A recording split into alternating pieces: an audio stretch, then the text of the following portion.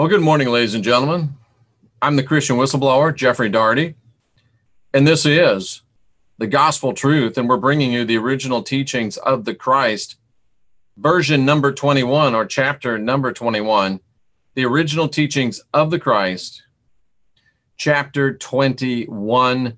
This is where we go through the original teachings of the Christ in their chronological order, and we're looking for the actual words, the actual teachings of the Christ himself, and we bring them to you in the chronological order in which they're presented so you can understand and appropriate the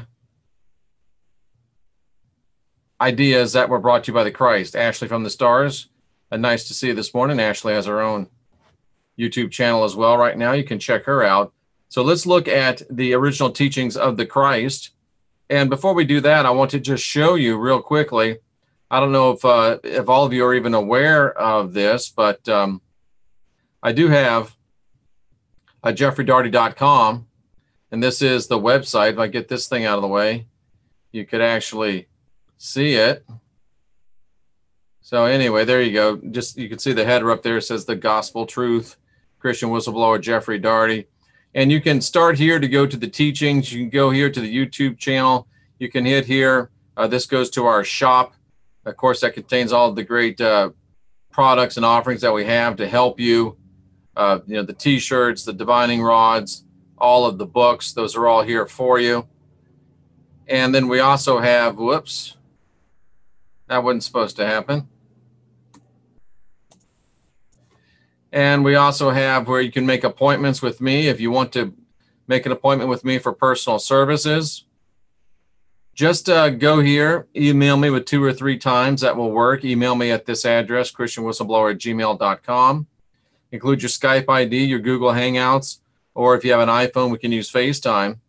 If you're going to use Skype, send me a request to NC Kabbalah. That's my Skype name. I'll respond to your request, and our appointment confirmation will be all set. You just need to be available on Skype or Google Hangouts or iPhone at the time that we said. If you need to contact me, you can contact me right here. And we're all here to, what we're doing is restoring the gospel truth that was suppressed for over 2,000 years, helping you create yourself with the life track reviews, spiritual technologies that help you build the life you'll love and help you find and embrace your great basic purpose. If you do want to support this work, all you have to do is click right here on the PayPal, and it will go right to my PayPal. You just click there, donate, and of course you have to put a donation in there, and you're all set to go. So that's how that works. And let's look now at the original teachings of the Christ, and we will get right into this teaching for you. All right, just taking a peek at the chat room. But here we go. We're into the original teachings of the Christ again. And certain Pharisees came to him, and this is in Mark chapter 7. And we're used to the Pharisees giving the Christ a hassle.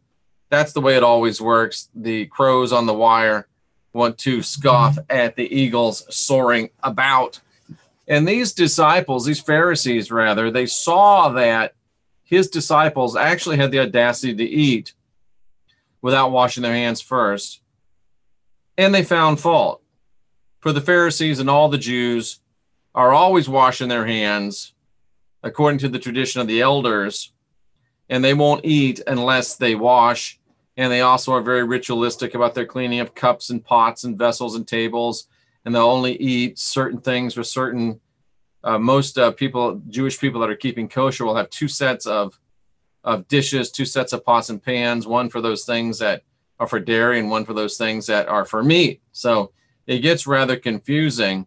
And then the Pharisees said to him, hey, listen, how come your disciples aren't doing and aren't living according to the tradition of the elders?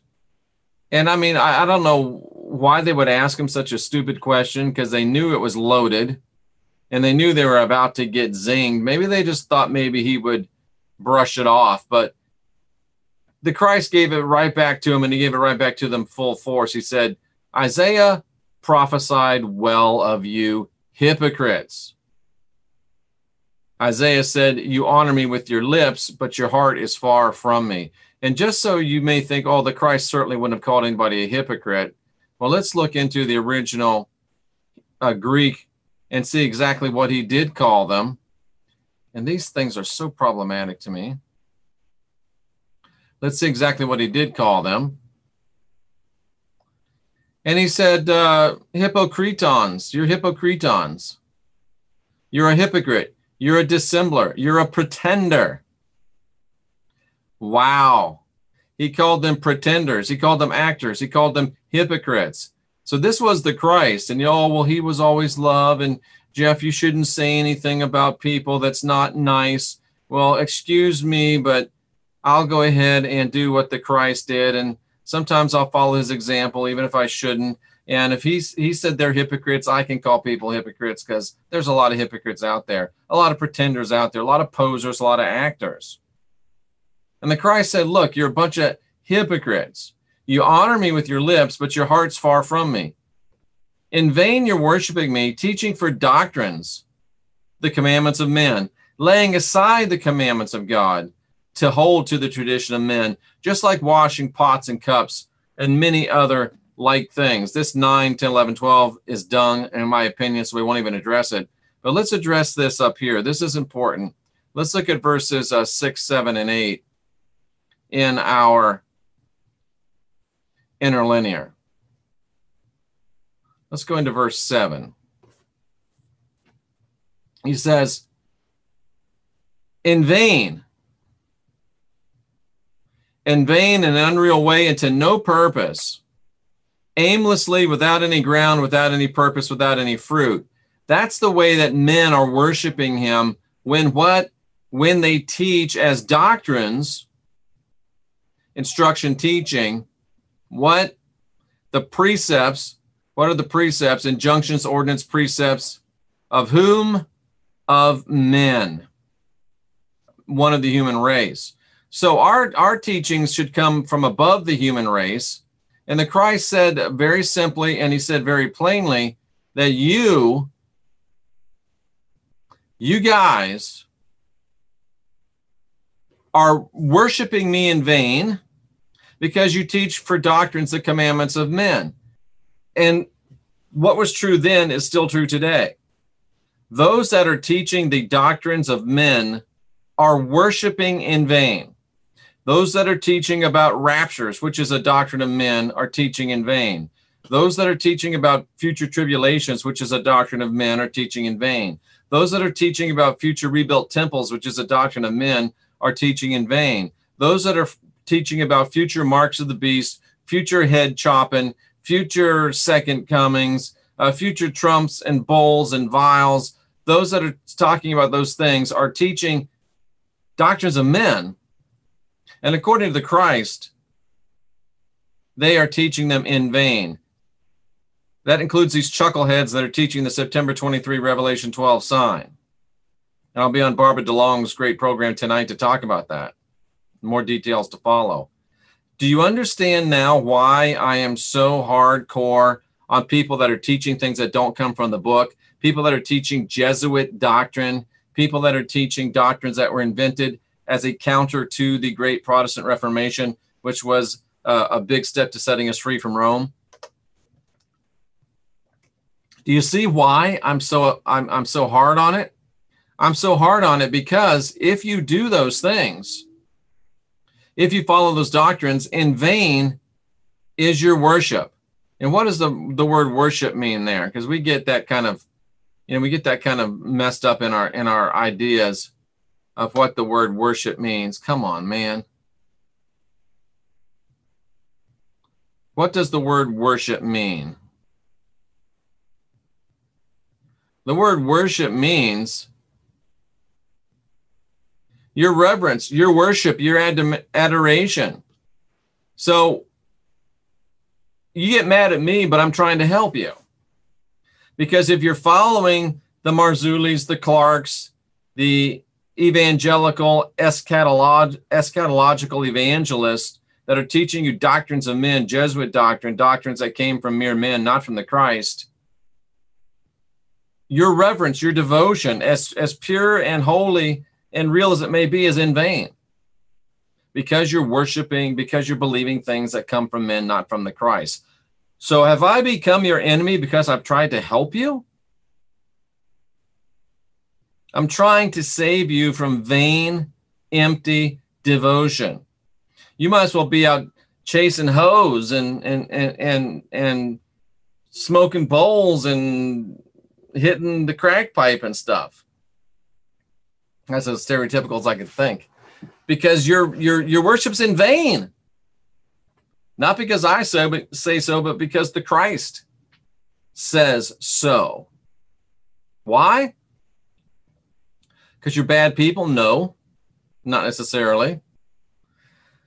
But because you are believing the doctrines of men and are foolish enough to actually set aside the teachings of the Christ for the doctrines of men. The Christ that said there won't be any signs that precede my coming. The Christ that says I already came, I'm in the human heart. The Christ that said the abomination of desolation occurred in AD 70 in Jerusalem. You set aside those things to believe chuckleheads like Marzulli and Clark and the rest of these idiots, hypocrites, deceivers, using the words of the Christ, and a bunch of scared babies that won't debate because they don't want to be challenged. They want to just continue to preach their stuff on their well-insulated, safe little YouTube channels and their well-insulated and safe little TV programs, but they never will face anyone that actually has an opposing view because they don't want to be proven wrong because it's bad for their bottom line. I was looking for my wallet so I could show you $1 because that's what makes them want to holler.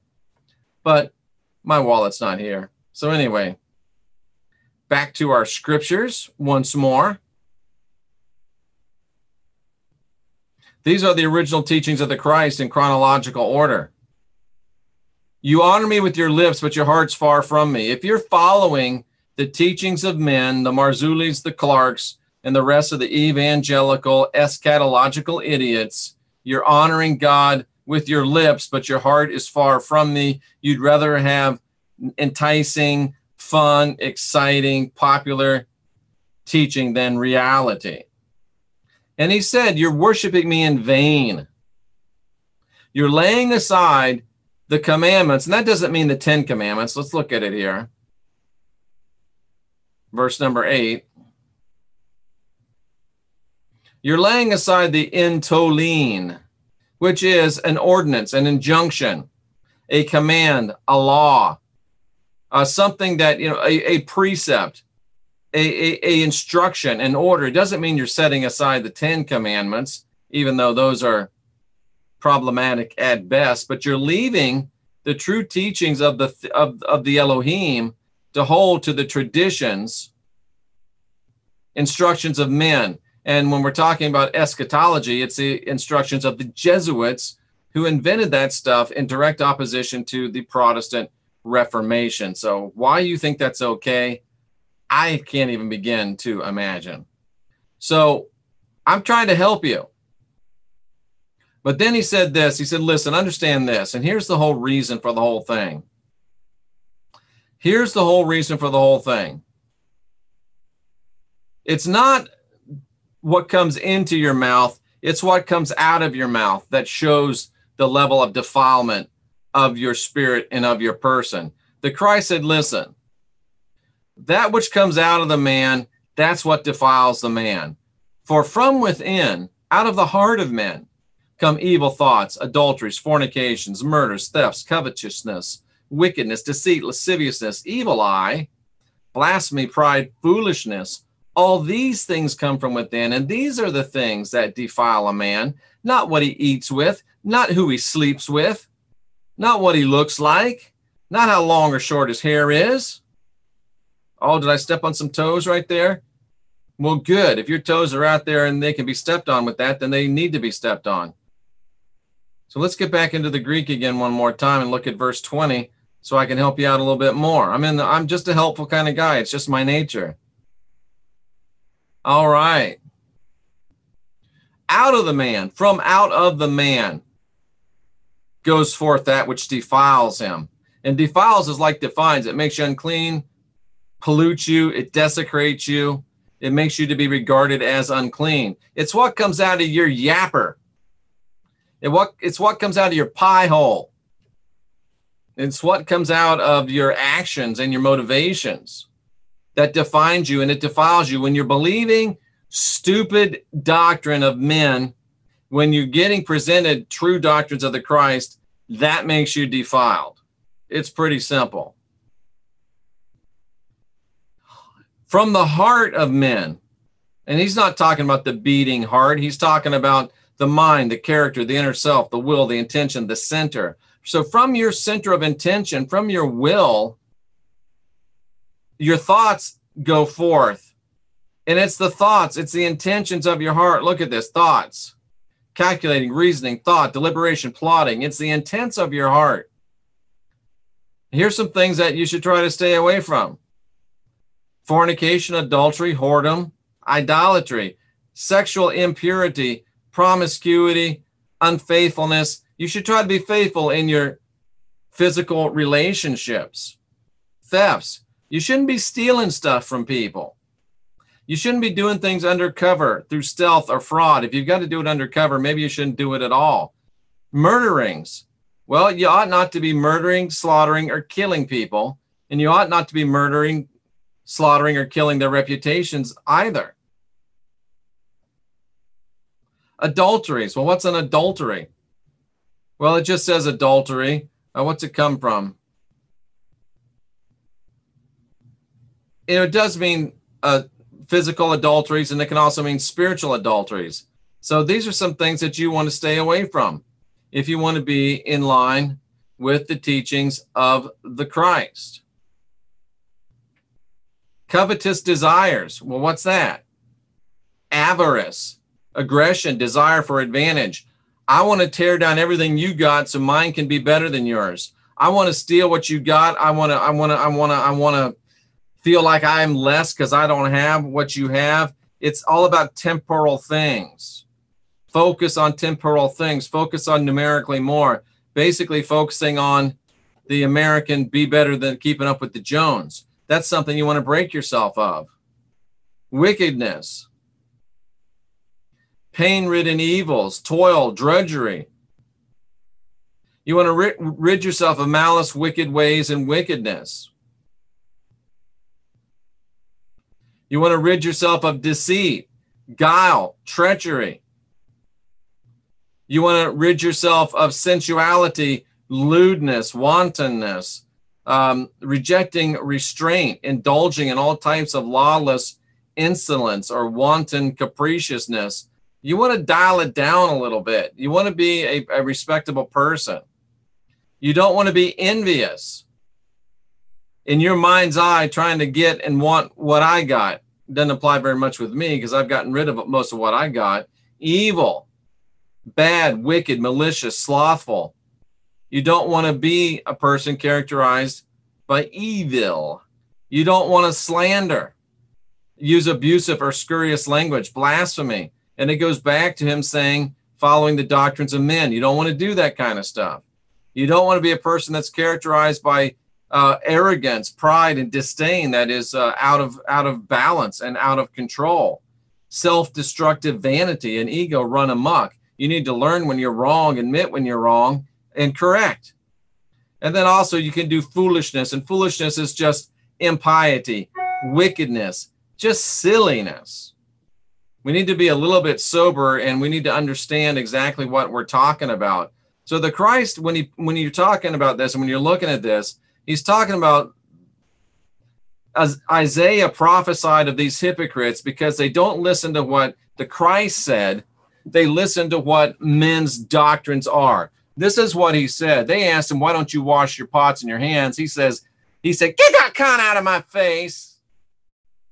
The real idea is not about whether we're washing or not washing. The real idea is that you mouth your devotion to God, but your heart is way far away. Why? Because you follow the doctrines of men and not the doctrines of the Christ, and it makes your very worship of me vain. It doesn't matter how honest, sincere, devoted you are. It's vain. It's worthless. Why? Because you're rejecting the doctrines of the Christ and you're following the commandments of men. And it's your own fault, and you got no one to blame but you. And it shows, because the more you follow these doctrines of men, the more you end up being like these things. Think about Roman Catholicism. Think about Roman Protestantism. Think about the people that are adherents of that, the people that are exponents of that. Think of the Marzulis and the Clarks and all of these people. And then think about this. Within that system, does evil thoughts come? Adulteries? Oh, is there adultery a lot in the Christian church? Is there fornication, like having sex with kids in the Roman Catholic Church? Is religion doing a lot of murdering? Is religion doing a lot of stealing? Does religion always try to knock down other religions? Is there wickedness there? Is there deceit there? Is there lasciviousness there? Is there blasphemy there if they're coming against the teachings of God? Is there pride? Is there foolishness? All these things come from within and defile the man. I want to see what this evil eye is here. That caught my attention in 22. Let's look at verse 22, because that's like a concept of the evil eye, why you wear those red strings, which I don't happen to have mine on right now, but let's see what that is talking about there in verse 22.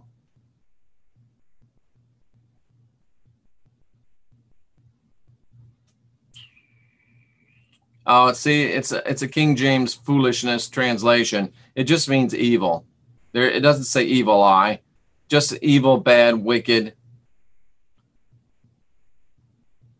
envious. So it's like casting a, I guess I could see where they're coming with the evil eye. It's like casting an evil eye on other people and looking down your nose at other people. Very interesting. Very interesting. It's looking at other people and calling them evil, looking at other people and calling them wicked. You can see it's looking down your nose at other people. So it is kind of an evil eye. It's you yourself having an evil eye towards other people. And that's a hard one to break, because even when you do it in jest, it can be very, very damaging, and it can take away your spirituality. So you can see some of the reasons why I'm so hard on these false teachers and these chuckleheads, because they're stealing from you and they're putting you in a position where even that what you do for God is vain, because they're putting you in a position where it is vain, and you're too stupid to figure it out on your own, I guess. I was too stupid for a long time to figure it out on my own, but ultimately I didn't really have anybody to tell me. I had to figure it out completely on my own. So hopefully it'll be easier for you than it was for me. All right, let's look into the chat room. Let's look into the chat room, and boy, there's a lot of peeps in here. I like it. All right. Let's see. Greetings from Osaka, Japan. Fascinating. Thank you. Rapture is sex magic. Laugh my A off. I don't understand how the rapture is sex magic. I hear a lot of things. Too easy. Sorry. Thanks, Jeff. Whatever that means. Have you guys seen The Young Pope? I think that's a TV show. Doesn't it even say in the Bible that ignorance is punished? I don't know. Let the ignorant be ignorant still, and everyone's going to be, judged according to what they understand. Medical marijuana saved my life. Again, squirrel, but I'm okay with that. Ashley, I think The Young Pope is a TV show.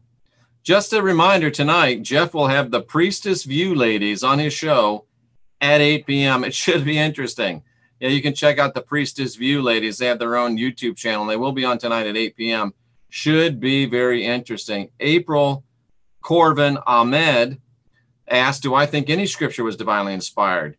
Well, April, if you hang around a little while, you'll see that I repeatedly go through the scriptures from start to finish, and of my own 100,000 hours of study, 36 years of study, I estimate Bible college degree, about 25 to 30% of the New Testament to be diamond or inspired, and about 70% of it to be dung. Oh, it's on HBO. There you go. I'm listening and getting ready to drive. All right, Cuban Pixie, keep it between the lines. Japan time. Can't wait. Listen to my first night driving. Oh, you're driving Lyft. Nice. Have fun. Okay, they'll be on at 8 p.m., which is almost 12 hours from now. All righty. Ay, ay, ay. Please don't promote other people's videos in my chat rooms. I would appreciate that, unless you ask first. And usually I'll say yes, but I don't like people just jumping in and promoting their stuff. I found that it seems the disillusion has blurred the fine line that there was between good and evil, slowly turning the truth from the Word of God into a bigot's outlook on the world rather than being the truth. Well stated, Nicholas Tracy. Serious gamer, ladies and gentlemen. Gamer extraordinaire. I'm sorry your heart's hurting. Thank goodness for the video archive, although it is fun to be on live. Yes, it is. Thank you, Tamu. She's having her morning tea. Ashley from the Stars is still with us. I'm a coffee gal. Thank you for sharing. And Gary Baxter's got a huge mug of coffee. Now we're into a discussion about coffee. Now Tim Hortons is into the discussion. You guys are worse than I am. We're trying to talk about the teachings of the Christ, and we're talking about coffee and this and that. Oh my, it's so funny. Tim Hortons. If you're a hockey fan, Gary, you'd know who Tim Hortons is. And Ashley, we got an issue. I didn't realize you were in Canada, and it says on the website that I can't ship rods to Canada because it costs an arm and a leg, so we're going to have to discuss that. So in other words, your rods did not get shipped because Guelph is uber expensive. Get that coin out of my face. It's a beautiful little saying, and it's so get that coin out of my face. So versatile, and I love this little speaker thing. Having such a weird morning. Well, I'm glad I can get on here and help that morning become even more weird. All right, Hamsa is for the evil eye, right? It wards it off. I swapped my cross for a Hamsa pendant and an amethyst. Good for you, Sarah L. Smart, smart lady. Having such a weird morning. When your eye is evil, when evil eye is when people want what you have, so they think for your destruction. Yeah, I usually wear a red thing around my wrist on the left side, the side of reception, but I don't have it. I poke my finger in evil eyes. Good job, Gary. I like that. You know, Jeff, these pastors, preachers are misled also. You know what? I hold them to a higher standard because they're supposed to know. The moment you cannot live without things is the moment that things begin to replace faith in God. Absolutely. That's why I downsized myself, you know, a couple $100,000 a year income, big banging job, big beautiful house in Lake Tahoe, super cool Land Rover, still love that car, still miss it.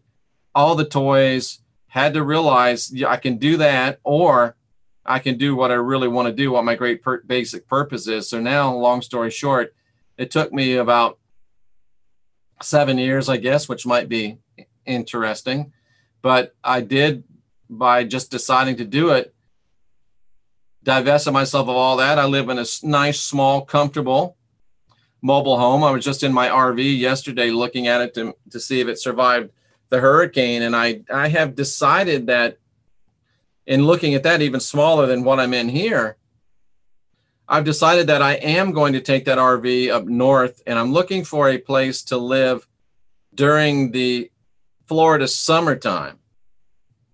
And I want a place to park that RV. It's a 22 or 3 foot Class C RV, the kind that has the van on the front of it.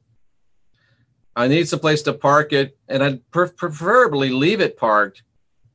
You know, live in it for probably from the end of May through October, come back home to Florida, stay here the rest of the time.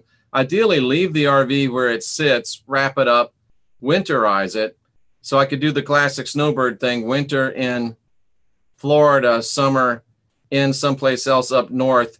But just throwing that out there in case anybody has any ideas that can be helpful to facilitate maybe NCK Tribe or NCK Center up north. I mean, we could certainly have an NCK Center in the Tampa Bay area and one up north somewhere and branch it out from there. So any suggestions, ideas, I will solicit those to you. You can contact me, christianwhistleblower@gmail.com, Gotham, like in Batman, ltd@gmail.com as well. I'm not sure how we got off on that. Oh, about getting simple. And that's a 23-foot, I think it's a 23-foot RV. And I was in that thing yesterday. I'm like, I can live in this, no problem.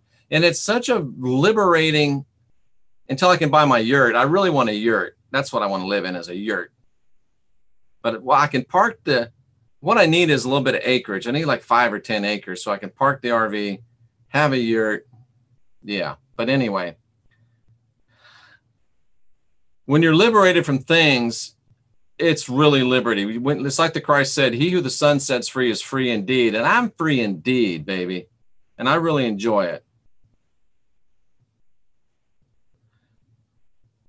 Sarah's really conscious of what she takes in now. There's so much subconscious manipulation through the media. Absolutely. Sorry to hear that, Tiffany. Hope you get better from that. They're not supposed to stay stupid, like Ashley said. I appreciate that. I appreciate that 100%. I've been watching your vids. Thank you, April. Rex mentioned sigils. What was sigils? I actually use sigils. I hate to admit it, but I do use sigils. They do focus. I think there's a video on my channel about sigils. They do focus intention. I still listen to your show, Jeffrey. I'm from Southern California. Hockey was for foreigners when I was a kid. Well, I'm from Tampa, Florida, and I'm just retired from being an old man goalie.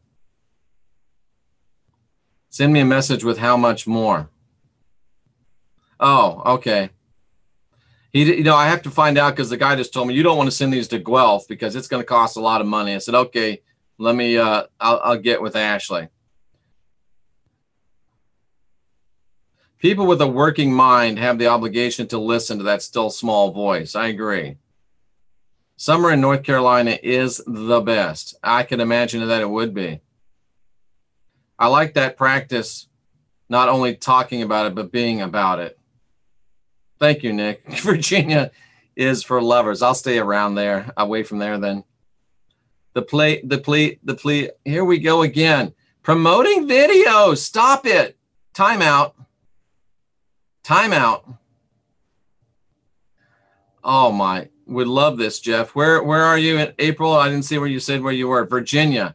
Actually, my baby granddaughter's in Virginia, and my baby girl. He used the term when describing how Hollywood manipulates the collective subconscious. I've always wanted to live in a yurt. Yep, me too, and I'm gonna. So there you go. Kind of a wide and ranging, silly discussion today, but Jeff's Western Book of the Dead series is fascinating too. I just did one of those this morning, I think, didn't I? Because here it is right here. It is really fascinating. It's really, really powerful. So again, I'm getting really good feedback from this, and I want to get some more feedback from it right now. So let's pick Ashley. Are you still with us? Ashley, are you still there? Let me know if you're still there. Say yes or no. Ashley, or well, I don't want a tent one. I want one that's actually hard, kind of a hardened. It's actually built. Ashley, Tiffany, are you there? The first, Ashley, Tiffany, or Ashley's there. Okay, so Ashley, I'm going to put something up on the screen, and I want you to focus your intention on it for like 10 or 15 seconds. And then we're going to, these aren't really supposed to be used this way, but I'm testing them, and it's like 4 and 0, really powerful. So I'm going to hold this up, and I want you to focus your intention on it. And then we're going to, where's the book? Oh, there it is. Okay, Ashley, so focus your intention on these. for about 15 seconds. Just look at them, focus your intention, send your juju. Boom, boom, boom. I like that, Gary. Exactly why. And, a lot of times they say spirits hide in the angles. Okay, so Ashley's looking at this. All right, so you're not there to tell me when to stop, so I'm going to flush through these. I'm going to stop right there. I'm going to cut the deck. I'm going to hold this up to you, Ashley. And you got the Universal Harmony card. The Universal Harmony card. This is the, what's this called? It's called the Cosmic Deck of Initiation. So you got the Universal Harmony card. And I'm going to read you what the Universal Harmony card is supposed to mean. And you tell me on a scale of 1 to 10 if it's accurate as to what's going on in your life at this moment. Okay. You ready? Here we go. Universal Harmony card. I don't have any. Oh, I almost said I don't have any glasses, but I got these cool little ones that are on the back of my phone. Boop. There you go. All right. The Universal Harmony card. And yeah, I'm still reading out of the book because I just got these yesterday. The Universal Harmony card. Here it is. Okay. So, Ashley, tell me if this is applicable to your life right now. Great inner harmony has been achieved. Now manifest it. This inner harmony opens you to greater understanding of yourself. Harmony is a most personal quality and cannot be found in another. Energies can blend, but true harmony comes from within. Your personal harmony is sending out ripples of peace that will draw others to you. In inner harmony, you are creating a new whole that is greater than the sum of all your parts. Your harmony is the joy of the spirit interweaving with universal love and healing.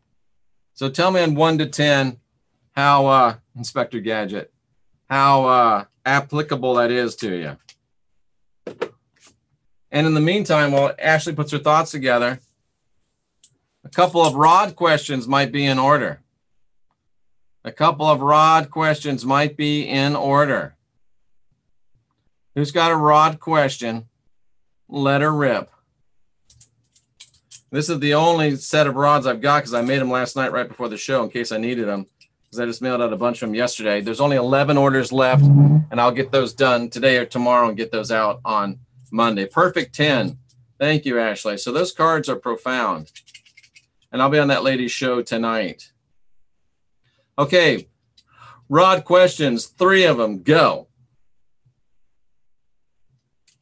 Don't everybody jump at once. Am I making Ormus correctly? Asks Renaissance Woman. Is Renaissance Woman making Ormus correctly?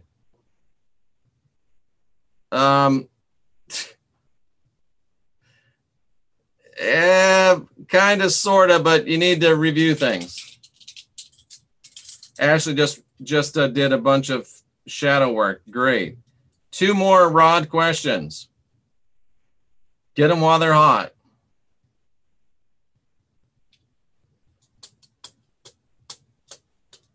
Should I attempt going to work today? Tiffany Ash, should I attempt going to work today?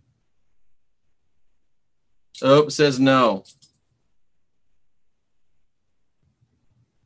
Is the guy that just said he loved me mad? Donna Magic says, is the guy that just said he loved me mad? No, he's not mad. Does Ormus repel evil? No, it doesn't repel evil. Will the TV coverage at work go well? I don't know, bro. Or sis. Nicholas Tracy, am I following the truth? Yes, but don't think you found it all. Am I following the truth, says Nick. Yes, but don't think that you got it all. Is the guy that said he loved me mad? Nana Magic. No. Is Sherry Shriner a nut job? I can't do that one on live radio or whatever we're on here. Is it time to quit my job? T. Benoit or Benoit. Is it time to quit my job? That surprises me. Is it time to quit my job? It says no, this isn't the right time. So there you go. One more for Renaissance Woman, only because it's her. Should I take Ormus? Whoa, it says no. I don't know anything about Ormus. I know there's a lot of emotion invested in that. It's already saying no. Calm down, boys, girls, whatever you are. Should Renaissance Woman take Ormus? It says no. So there you go. There you go. All righty, folks. Interesting stuff. Thanks for tuning in. Thanks for watching. And thanks for participating. I'm Jeffrey Daugherty, your friendly neighborhood Christian whistleblower. This has been the gospel truth about the original teachings of the Christ. And we'll be back with much more today, including those priestess ladies. And I'm looking forward to that. That's going to be fun. So stay tuned throughout the day. We got a lot of good stuff going on. And remember, no original sin, spark of divinity within, be good to yourself, be good to others, be excellent to each other. Make the change you want to see and